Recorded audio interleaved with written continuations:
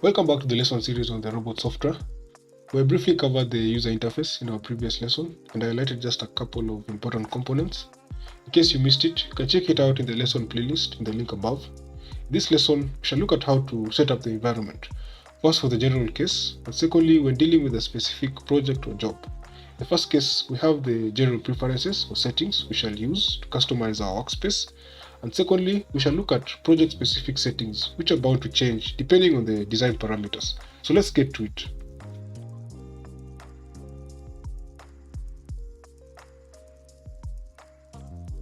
So we're going to begin with the general preferences. So go to the Tools menu, click on Preferences. And this consists of settings which they're more or less going to be consistent over the use of the software depending on where you are, or rather your preferences. You're really going to find yourself here tweaking it all the time. So we're just going to look at a couple of relevant settings, beginning with the languages. For the languages, just set the region in which you're working from. And this is important especially because the regional settings will affect the standards of the codes you'll be using throughout the design. So you have to be careful, make sure you pick something that is coinciding with the standards you're using. Then next up we go to the general parameters. But this one, the most important things here are perhaps the autosave option, especially when you have a low-end PC, or if you're dealing with a very large project. You might want to make sure you autosave it every 5 minutes. For example, I'm autosaving it every 5 minutes. Then I also have a reminder, just make sure I save it every 10 minutes. Moving on, go to the desktop settings. This was just modify the theme of the environment, or rather of the user interface. In this case, you can either choose presets here, or you can individually modify them. So for example, if I wish to modify perhaps the fonts, then I decide the fonts of what, perhaps the node numbers. I go here and change the color. I can decide the color to be blue. I can decide the font to be a different color or a different font style. Let's take this one. So as you can see, there are many things you can change from here. So you can customize the themes to your own liking. So that's it about the general preferences. So moving on to the more project specific settings, go to the File, Text menu and click on Project Properties. Now in this dialog, we can perhaps just key in the data concerning the project itself. For example, the stakeholders or those involved in the project and their different capacities. This is useful especially when you're coming up with the reports for the overall design. So in this case, once you've written, or rather you've filled up the stakeholders information, when you click on this tick here, it adds it to the report, so you can just check on how it looks like. So as you can see, it just gives you the name of the architect and their information. So we move on to the more project specific preferences. Let's go to the Tools menu and pick on Job Preferences. Now in this tab, this is where we select the model units, the material specifications, the loadings, the design codes, and also customize our analysis types. So beginning the units, let's go to the first tab here. So the zero format just indicates to us how the zero is going to be represented in the software or in the data. Then for the default units, this one just it's a general way of selecting the units that we require. So most likely we're going to pick the metric unit, so I can just click on it, click yes. Then when we go to the dimensions, now we begin to just specify the different elements and the units in which we'll be measuring them from. So for the structure dimensions, for example, we have meters. You can select depending on what you wish for. Then on this side, these arrows just denote the number of decimal places the units will be represented at. So you can give it 1 decimal place or no decimal places, or we can increase it. Then the E is just to allow us to represent the data in engineering format, for example, in this case.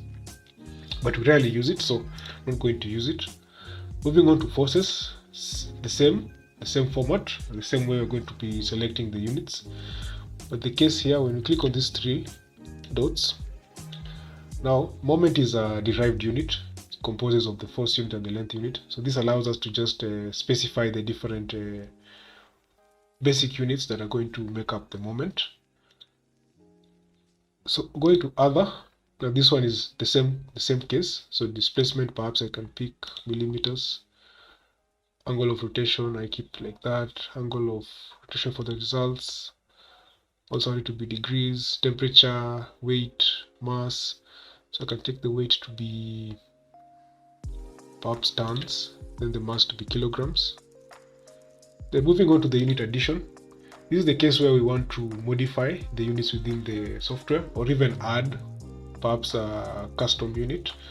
So this addition is going to be based on a couple of default units, that is the meters, the newtons, and the kilograms, depending on the quantity you're trying to measure, for example, length, force, or mass. So for example, if I were to say centimeters in this case, 1 centimeter is 0.01 meters, perhaps I can change it, or even if I want to add a new one, let's say I want to add miles.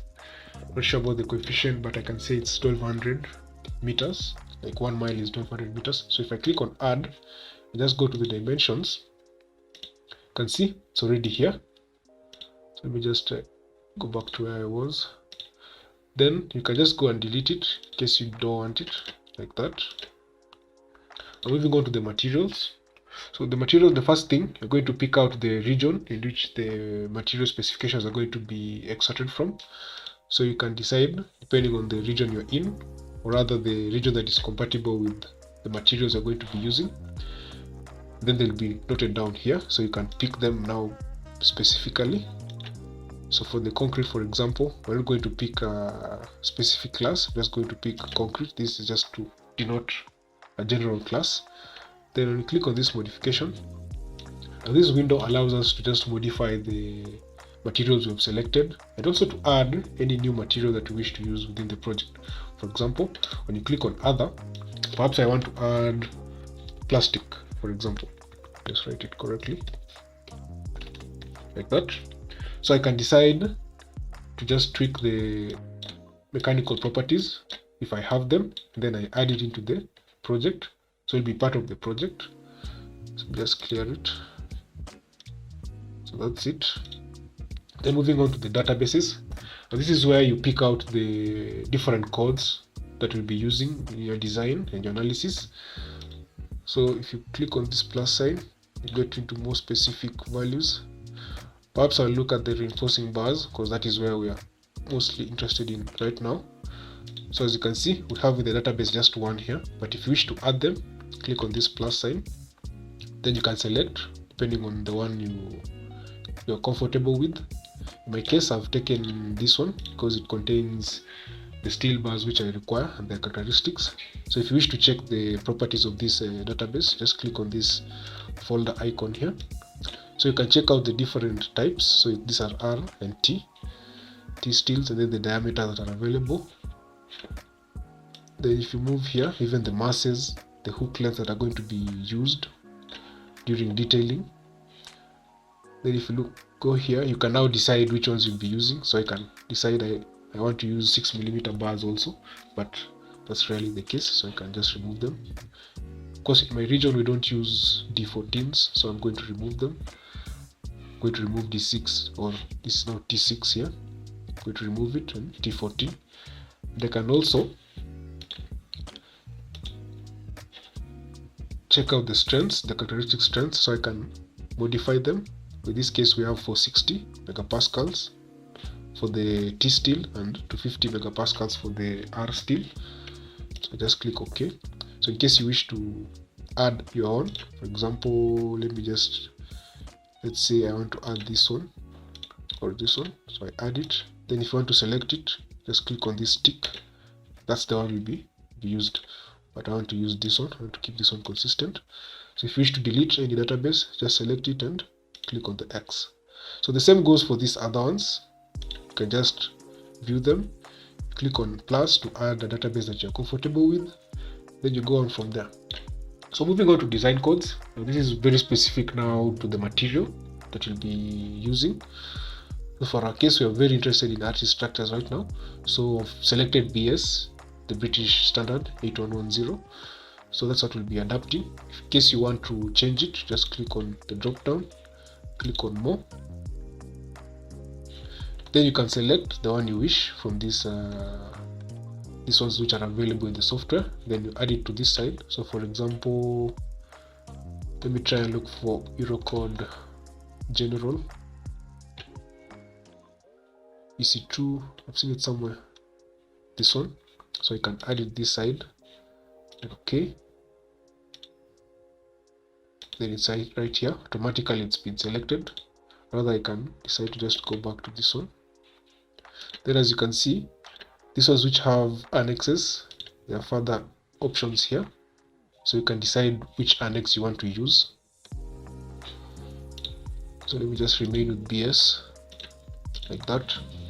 Now for structural analysis, the options here, it's more preferable to just keep them default, because they might depend on the kind of PC you're using. So it's more preferable to just not touch them much, but you can just go through some of them. So for the method of solving the system of equations, you want to keep it automatic. That is, you want the software to decide depending on your system. Then stop analysis after verification. If errors have been detected, yes, that's obvious. You want to check perhaps what is the problem with the model before you continue on with the analysis. Then ignore analysis warnings. We don't want to do that.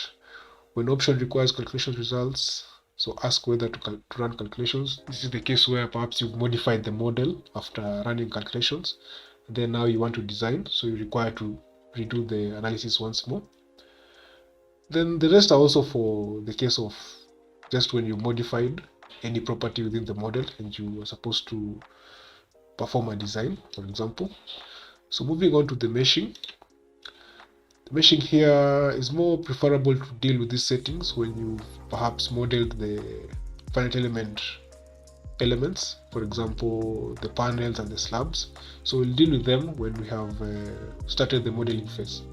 So that's it on setting up the user environment. The next video will begin with now modeling the sections and the materials within the software. If you found this video useful, don't hesitate to like and subscribe to the channel, and see you in the next video.